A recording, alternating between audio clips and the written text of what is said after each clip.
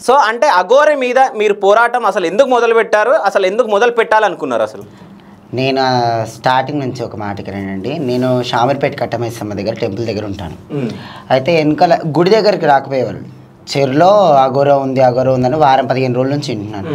నా పిల్లలు కూడా ట్రాన్స్ అమ్మ ఇట్లా లేడీ కాదు అంటే పోనీ ఎవరు బతకంది గమ్మునుకొనరా మీరు అని అంటే ఒకసారి గుడి కాడికి వచ్చి ట్రాన్స్జెండర్స్ని రానియొద్దు అది అని చెప్పేసి 2 మాటలని పోయిందంట.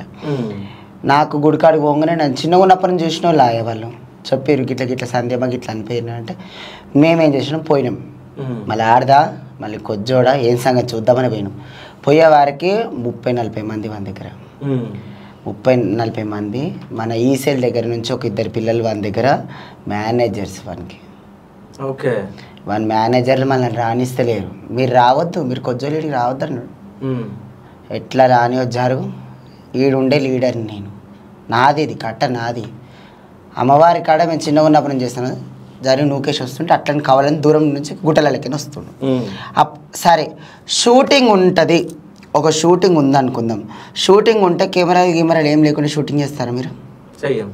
షూటింగ్ ఉందని చెప్పాను కానీ ఆడ ఇంత దొడ్డు బంగారు గొలుసులు వేసుకొని 3 వ్యక్తులు ఉన్నారు. అది ఇంటర్వ్యూలలో స్టార్టింగ్ నుంచి చెప్పింది వాళ్ళకి. 3 వ్యక్తులు ఉన్నారు. ఆ 3 వ్యక్తులు నేను నేషనల్ ఒళ్ళికి అక్కడ నిలబడితే వీడి ఇక్కడ నుంచి తిరిగి వచ్చేసింది. శనార్థి అన్న నేను ఎవరికైనా సరే శనార్థి చెప్తాను, కులం మాది కుల బాంధవులం శనార్థి అని చెప్తే హరహర మహాదేవ్ అన్నాడు. శనార్థి అన్నాడు, నాన్న నువ్వు ట్రాన్స్జెండర్వి కదా, నువ్వు ఎందుకు ఇట్లా వచ్చినావు, ఇది ఏం సంగతి అని అంటే ఎవరు చెప్పారు ఏం సంగతి అని అన్నాడు.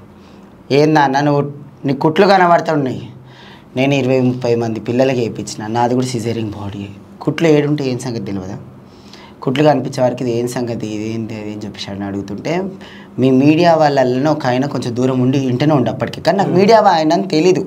చాలా 30-40 మంది ఉన్నారు కదా మీడియా వాళ్ళు అనుకుని నేను అనుకోలేదు. నేను డైరెక్ట్గా గట్టిగా నాది గొంతు పెద్దది, నేను గట్టిగా అడుగుతున్నా.